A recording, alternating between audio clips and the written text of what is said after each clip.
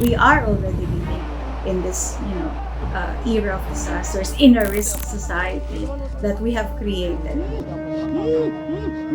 Disaster Hindi naman inaasahan na babagsak. Kaya natabunan sila at napakaraming tao talaga sa loob. has a twin named destruction. Dalawang bahay dumagan sa akin. Nung ako'y makaalis, nasa ilalim ako ng tubig, naipit ako ng nyug. Pagkasa ko talaga ako'y patay na nung gabing yun. It comes in different forms.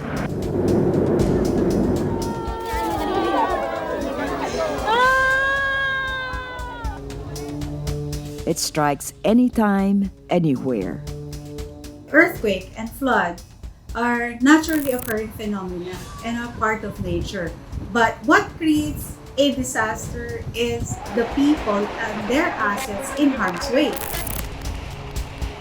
Nature's catastrophic whim is out of our hands.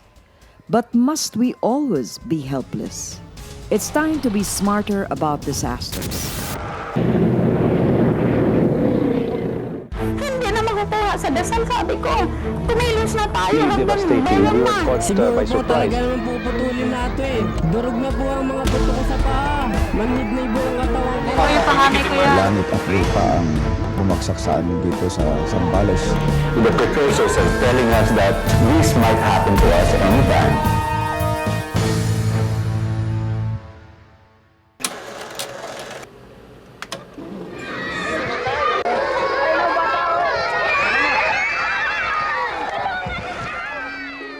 Terror and death rocked the northern part of the Philippines when a 7.7 magnitude killer earthquake hit in 1990.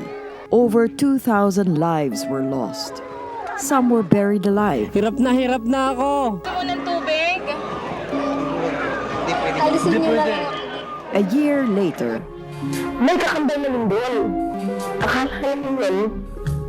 Ito ang nakakatapusan ng mundo. the second strongest volcanic eruption of the 20th century struck. The heavy ashfall and mud flows of Mount Pinatubo took over 800 lives and left 2 million homeless. Hindi pa namin po naman kasi alam na may darating na super typhoon. In 2013, Typhoon Yolanda wiped out the city of Tacloban in Leyte. The super typhoon left 6,300 dead and destroyed over 100 billion pesos worth of property and livelihood. Almost every year, the Philippines staggers from the blow of different disasters. Unfortunately, the Philippines is located in this area in the Pacific Ocean that we are in the path of these weather systems. It's not only the weather, but also for earthquakes, we are located in the Pacific Ring of Fire. That part of the globe where you have a lot of earthquakes and volcanic activities. Professor Marqueza Reyes, an expert in climate disasters and urban planning, adds that the standard of living in a developing country like the Philippines makes it more at risk from nature's fury. Even if we try to regulate, for example, against flood or even against earthquake, we try to zone certain areas. But these vulnerable communities can only afford to stay in flood-prone areas, for example, along the rivers.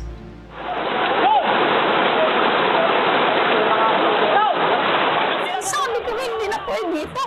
Hindi na makukuha sa dasal. Sabi ko, kumilos na tayo hanggang bayan na. Tapos maya-maya, hanggang dito na, liig na, Diyos ko, sabi ko, ala, ayan, naghiwa-hiwalay na kami. Sigawan, iyakan, ang nangyari doon. More than 23,000 Filipinos have lost their lives from disasters in the last 2 decades since the year 2000. These calamities also cripple the global economy. According to a World Bank study, this is not for the Philippines, but for the whole ASEAN region. The average annual loss could reach up to $430 billion. But these catastrophic losses are said to be trade-offs for development. There's other types of hazards that we create in the process of modernization in the name of development, congestion, water pollution, or environmental degradation or depletion, etc. And this will accumulate, and it's actually wearing us down every day. And therefore, we are becoming more vulnerable, weaker, to result to a catastrophe. According to Professor Reyes, the biggest driver of disaster is man-made, climate change. Our daily activities produce gases that raise the Earth's temperature, causing changes in weather patterns. Iba-iba lang yung degree ng pag-init ng mundo.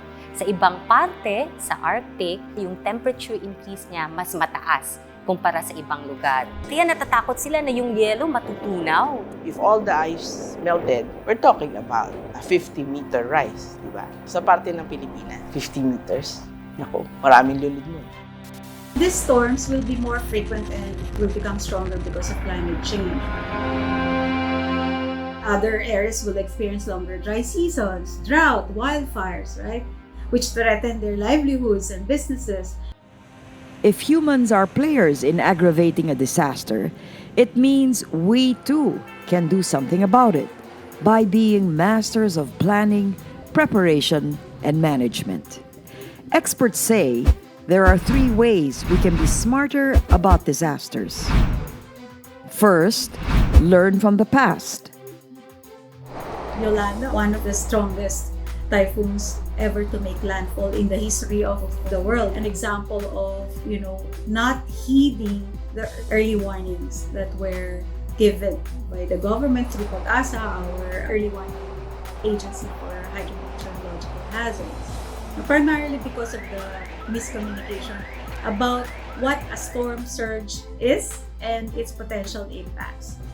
After Yolanda, the government claimed they restructured the country's disaster risk reduction management plans, updated its monitoring equipment, and improved communication among government units and the residents. But experts say much work is still needed.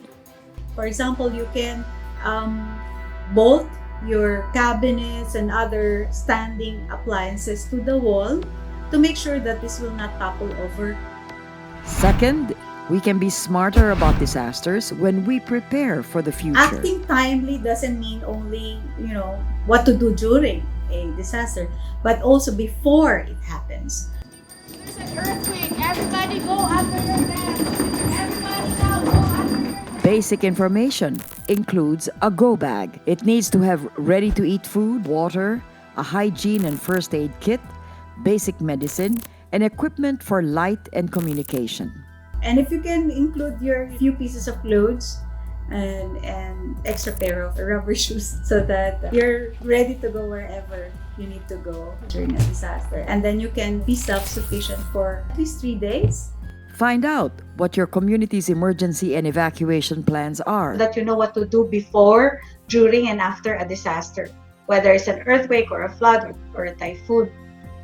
Third, we can save our lives and our loved ones if we take action now. As consumers, we have the power to patronize, corporations and production of goods and services that are sustainable, that look as well into the impacts of the environment and on the community where they operate. We also have that power to demand from the private sector. To curb the effects of climate change, we have to strike a balance between development and taking care of our environment. This model of economic growth cannot go on forever. Our production and consumption patterns are not sustainable. The business sector plays a significant role in this shift from purely economic growth to resilient development. So we have to start investing in resilience projects and disaster risk reduction projects as well. Nature's fury is out of our hands, but preventing its brutal impact is within our grasp. The past can guide us to a better and safer future if we are smart to act now.